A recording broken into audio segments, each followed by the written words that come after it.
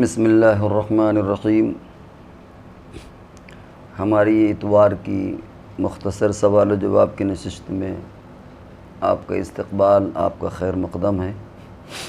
السلام علیکم ورحمۃ اللہ وبرکاتہ۔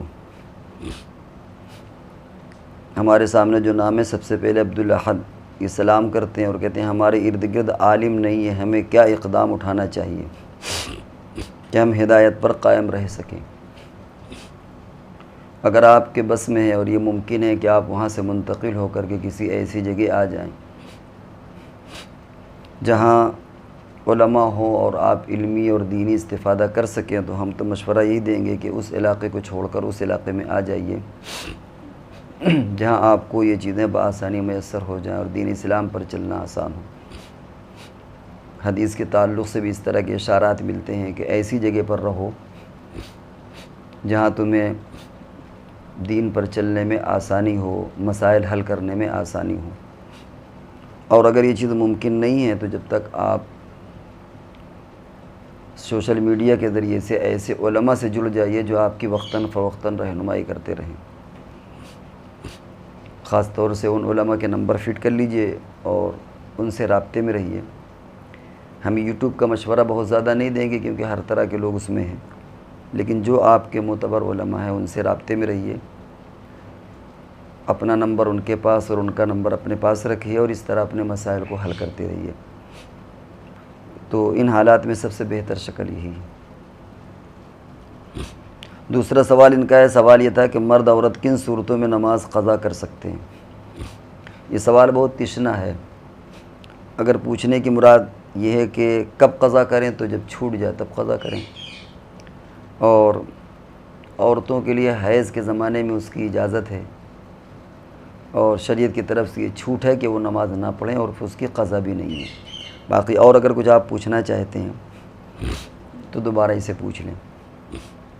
ان کا تیسرا سوال ہے کہ طارق چغتائی صاحب کے بیانات سننا کیسا ہے؟ اور یوٹیوب کا انہوں نے لنک بھی دیا ہے، لیکن سوالات چونکہ لیٹ ہمیں ملے ہیں تو ہم یوٹیوب پر جا کر وہ لنک میں پہنچ کر کے ان کے بیانات نہیں سن سکے، اور ہم طارق چغتائی صاحب سے واقف بھی نہیں ہیں کہ وہ کون ہیں، کیسے ہیں، تو اس لیے ہم اس سلسلے میں کوئی مشورہ نہیں دے سکتے۔ ایک نام ہے رخسانہ اعجاز بھدوئی، یہ پوچھتی ہیں عورتوں کے لیے shirt pant jeans T shirt پہننے کا کیا حکم ہے؟ کیا علماء جائز کہتے ہیں اور کوئی ناجائز؟ صحیح بات کیا ہے، رہنمائی کیجیے۔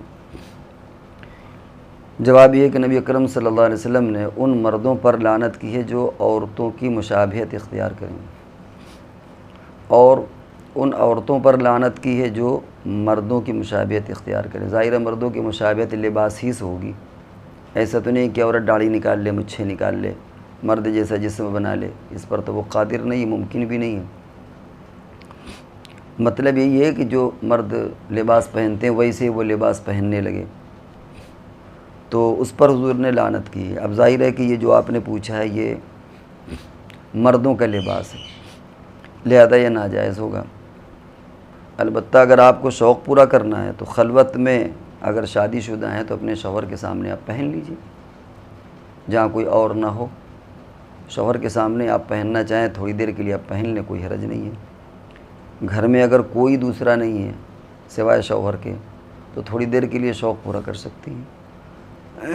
باقی اس کے علاوہ مستقل پہننا، چاہے وہ گھر میں ہو یا باہر ہو، یا اس کی عادت ڈالنا، یہ سب چیزیں ناجائز ہیں اور ایسا ذوق بھی نہیں رکھنا چاہیے۔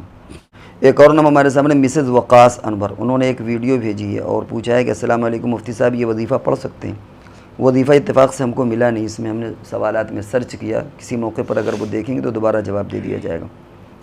ایک نام کلیم ہے، پوچھتے ہیں کہ میرے آفس میں 98% لوگ بریلوی مسلک کے اور اعلیٰ حضرت کے ماننے والے ہیں، اکیلا میں دیوبندی ہوں، وہ لوگ اکثر فاتحہ پڑھ کر مٹھائی کھاتے ہیں اور مجھے بھی کھلاتے ہیں، کوئی کام ہو گیا تو فاتحہ پڑھ لی۔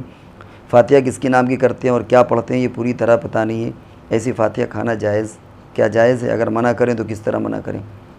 فاتحہ کے تعلق سے بھی ہماری ایک ویڈیو پڑی ہوئی ہے، اس میں آپ اگر آپ دیکھیں تو اس میں بہت سی ساری چیزیں مل جائیں گی۔ دیکھیں، تعلقات بگاڑنا تو اچھی بات نہیں، ہم تو یہ کہیں گے ان کو محبت سے سمجھا دیجئے، اور محض کھانے پر اس طرح کی چیزیں یہ بدعت کے قبیل سے ہیں، مصلحتاً آپ کھا بھی سکتے ہیں، ان کو محبت سے سمجھا بھی سکتے ہیں، اور کبھی ان کو یہ سمجھائیں کہ بھائی جو ہم نے خود کھا لیا اس کا ثواب کہاں ملا؟ ثواب تو وہ ملے گا جو آپ غریبوں کو کھلائیں، اور پھر غریبوں کو اگر کھلانا ہے تو پھر فاتحہ کھانے پر ہی کیا، کبھی کپڑے پر رکھ کے کر لیا کرو، وہ کپڑے غریبوں کو پہنا دیجئے، ان کو ثواب مل جائے گا۔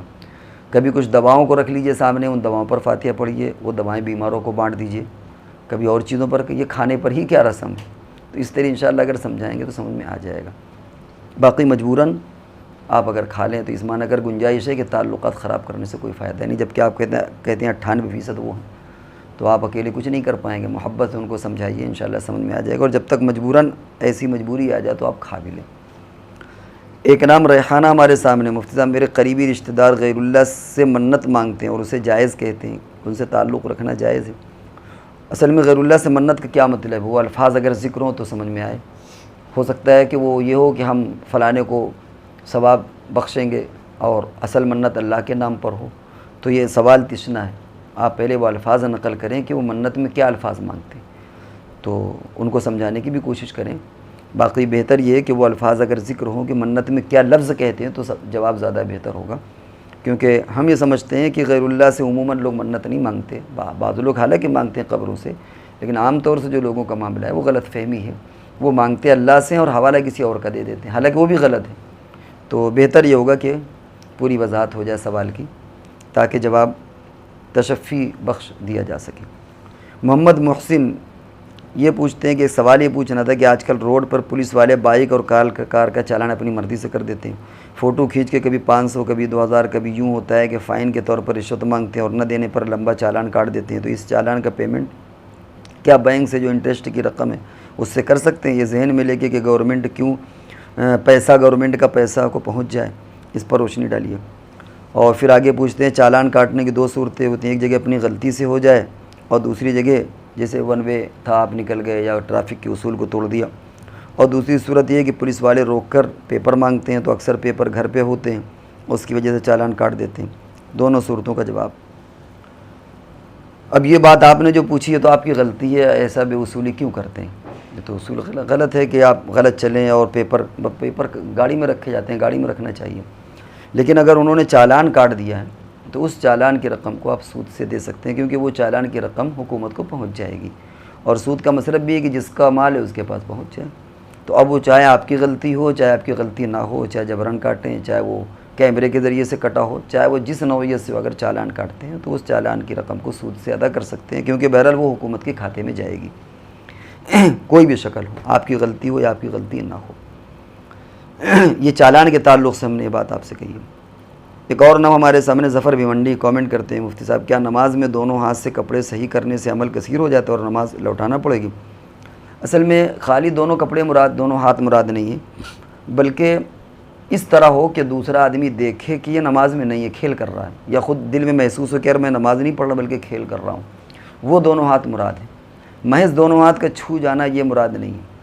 بسا اوقات آدمی دامن پیچھے دونوں ہاتھ سے ایسے کر لیتا ہے، ایسے دامن پیچھے کی طرف کر لیتا ہے، کبھی کبھی گرمی میں پینٹ یا گھٹنے پسینے میں چپک جاتے ہیں، جب آدمی سجدہ کرتا اٹھتا ہے تو چپک جاتے ہیں، تو آدمی کبھی کبھی، اب ہم چونکہ کیمرہ نیچے ہے تو کبھی کبھی آدمی ایسے کر کے اس کو دیکھیں، دکھ رہا ہے ہمارا پاجامہ، یہ دیکھیں جیسے ہم نے کبھی ایسے آدمی کر لیتا ہے، پھر ایسے کر لیتا ہے، چپک جاتا ہے، یا کبھی ایسے، تو اس میں ظاہر ہے کہ نماز نہیں ٹوٹے گی۔ یہ چیزیں تو فطری طور پر ہوتی ہیں کہ آدمی اس طرح کپڑا صحیح کر لیتا ہے، لیکن اس طرح کا ہاتھ پیر چلانا کہ دوسرا دیکھنے والا یا خود محسوس ہو کہ نماز میں نہیں ہے، تو وہ نماز کے لیے فاسد ہونے کا ذریعہ بن جاتا ہے، اس سے پھر نماز ٹوٹ سکتی ہے بعض شکلوں میں۔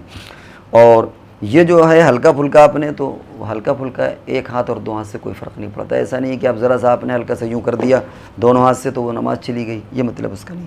جہاں جو 2 ہاتھ کا مطلب لکھا ہوا ہے نماز ٹوٹ جائے گی، اس کا مطلب یہی ہے کہ اتنا زیادہ آپ دونوں ہاتھ کا استعمال کریں کہ یہ محسوس ہو کہ یہ نماز میں ہے ہی نہیں ہے۔ ایک اور ہمارے سامنے نام ہے سونو ریان، یہ پکھرایا ہے، پوچھتے ہیں کوئی بھی کاروبار میں من نہیں لگتا، کسی کا قرضہ لے لیتے ہیں، اس کا قرضہ دینے کا من نہیں ہوتا، کیا کریں؟ بھائی کاروبار میں من لگائیے، اب کچھ لوگ کاہل مزاج ہوتے ہیں تو من نہیں لگتا۔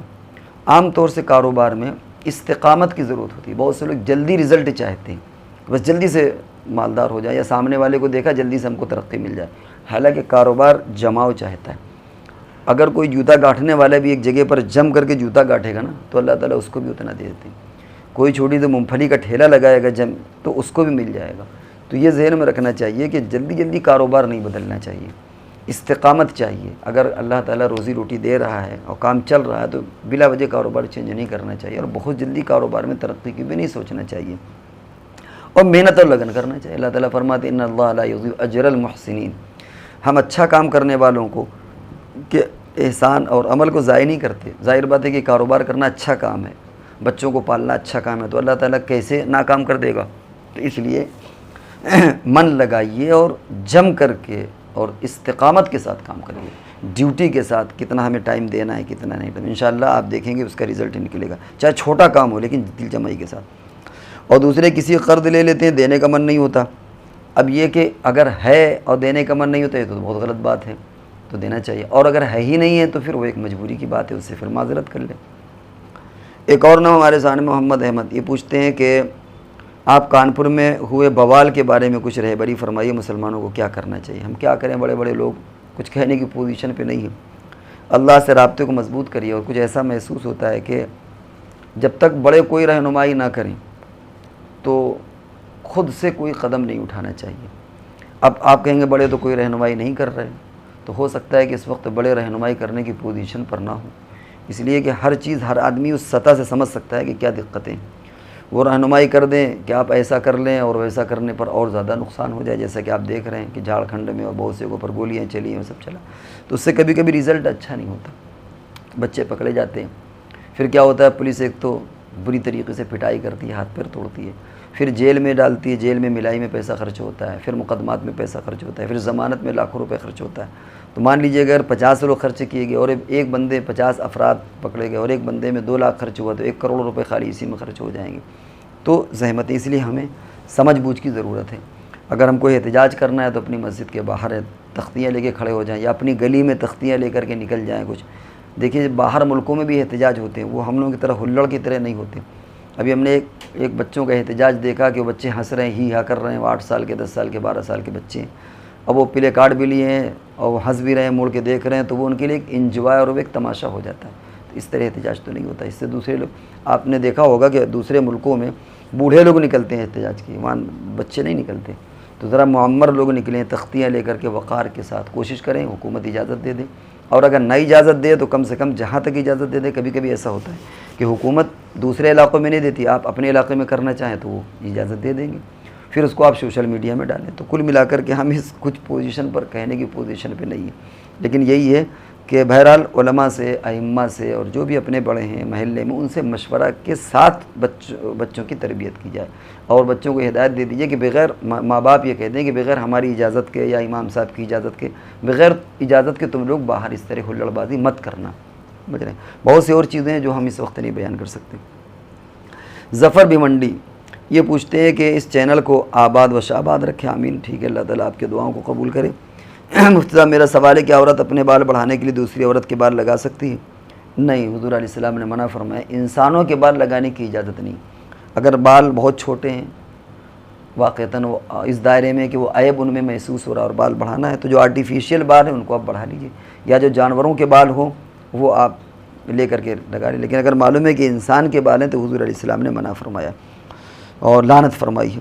دوسرا سوال یہ کہ کیا مولانا الیاس صاحب رحمۃ اللہ علیہ کے زمانے میں مستورات جماعت میں نکلتی تھیں؟ کیا دارالعلوم اور مظاہر کا فتویٰ مستورات کی جماعت کا نکلنا حرام کا ہے؟ ہمیں زیادہ تحقیق نہیں، لیکن ایسا جو سننے میں آیا لوگوں کے ذریعے سے وہ کہ شاید مولانا کے زمانے میں مستورات کی جماعت نہیں نکلتی تھی. اور مظاہر کا کیا فتویٰ ہے ہم کو نہیں معلوم، لیکن دارالعلوم کا جو فتویٰ اس میں یہی ہے کہ انہوں نے منع کیا ہے کہ عورتیں جماعت میں نہ نکلیں اور مرد حضرات اس کام کو بخوبی پورا کریں. اور یہ ہمارے مختصر سوالات تھے، ان کی نشست یہ پوری ہوئی. اب ہم اگلے نشست تک کے لیے آپ سے رخصت ہوتے ہیں، جب تک کے لیے ہمیں اجازت دیجیے. والسلام علیکم ورحمۃ اللہ وبرکاتہ.